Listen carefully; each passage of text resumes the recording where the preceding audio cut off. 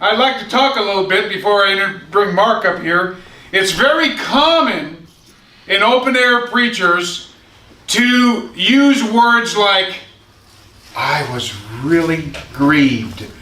Oh, it really hurt me. Come on. Oh, I feel like crying when I saw this. Yeah. Call me callous, but I don't give a flying flip what you Come on. Yeah! I can care less what you think. Yeah. You want to win people like me over, talk about God. Amen. God was grieved. Amen. I don't care about you and how you felt emotional wreck. I've seen some street preachers that almost give a waiver before they start preaching. Right. I'm here because I love you. Come on. I'm here because I've done this. We don't find anybody in the Bible who walked around and introduced how much they love sinners. Right. Jonah never walked in Nineveh saying, you people have no idea what it took to bring me here. Come on. Call me callous, but I can give a flying flip what you went through to walk the streets and preach. Amen. Hey, Amen. I'd love to be with my wife today. I'd love to walk my dog, but the heathen don't need to know that. Come on. I'm not there to tell heathen how much I love them. If I'm going to talk about love, talk about God's love. Yes. But it's very common in Christianity for them, before they start talking, to explain how much they love them. Who gives a flying flip what you had to go through? That's right. We can all talk about the problems that we came to Vegas, and they're all over the board. But we're not here. If somebody's going to come to Jesus because of my love, that person's not going to probably follow God very soon. That's right. Amen. It ought to be the love of God. Amen. But it's very common in Christianity. In some camps, you're more spiritual. That's right. You've got so much love. If you just, you guys don't know how much I love you. Right. I don't care if they think I love them. Yeah. In fact, I remember one time telling a pastor, let's take a lie detector test. Amen. You really don't think I love them? I'll put up $5,000. Yeah. And if I'm wrong, I'll donate it to your charity.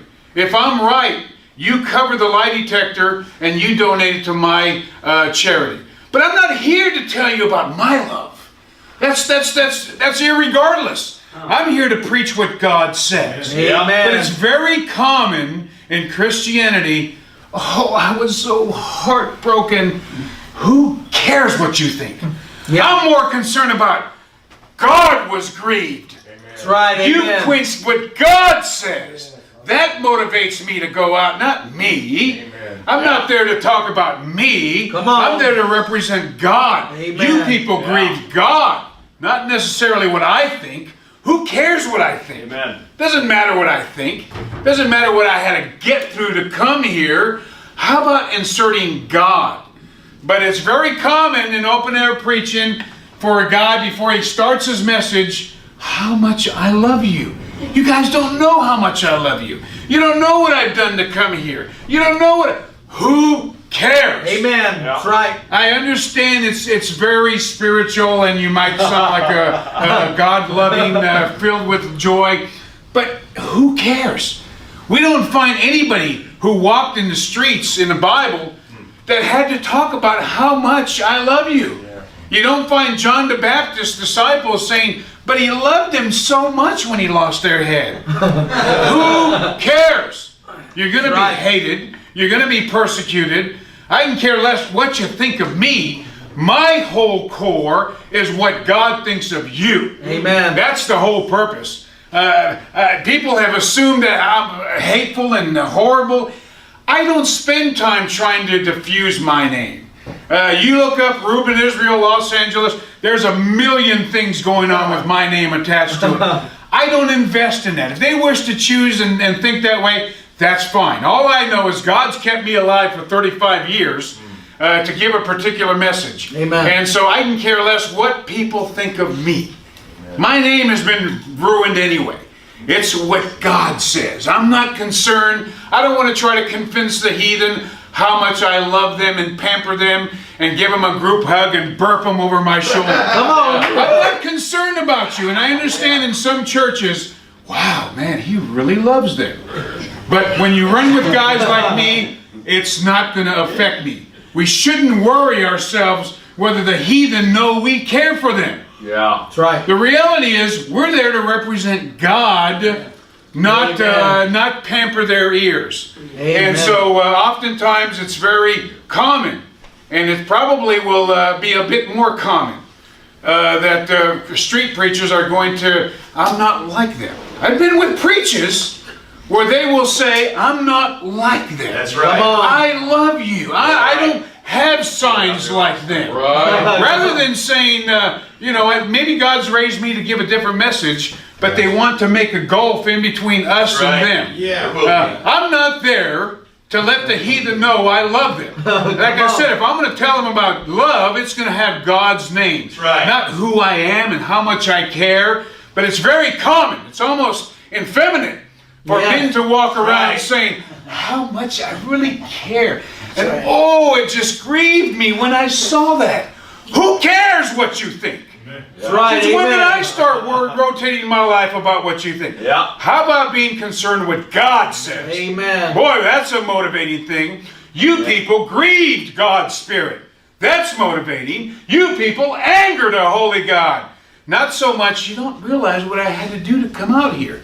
Who cares? That's right. Amen. You're not going to get a group hug from Uncle Ruben. Man your position and do what you're supposed to do. Be motivated by God. God should motivate you. And like I talked earlier today, Christianity is not a glamorous religion. It started off with John the Baptist, who lost his head. Our Messiah died in between two thieves at a dump site. The guy the man that betrayed him committed suicide. The other 10 disciples died a variety of deaths. So there's nothing glamorous about Christianity. That's right. But do not go out of your way to tell people, I just really care about you. And I understand in some churches that's a very good thing to do. But in the Bible, hey, those guys didn't walk around. You think the two witnesses that walked around were trying to justify what they had to say? Man, their words were fire. Right. Their words were fire. They weren't out there trying to explain to everybody, this is our motive, brother. Who cares what people think? You need to be faithful to God, and if you're going to be concerned about love and emotion, be concerned about what God thinks. God has emotion. Yeah. God actually has emotion. He's angry, He's happy, He's jealous. We're made after His image and likeness. The same emotion that you have, we're wired with from God. Of course, His is much more righteous, but nobody ever thinks that God was grieved. There's a Bible verse where God says, I never thought you would do that. It never entered into my mind. Right. Look at what you've done. That's right. How about somebody being emotionally involved with God doing that? Yes. Rather than them saying, but I just love you. Before I preach, let me tell you what I had to go through.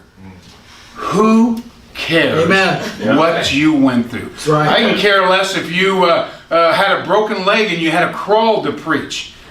Jonah didn't go into Nineveh trying to explain why he's there in Nineveh. He was just obedient to God, and he conveyed the message that God wanted done. Amen. So chew on that.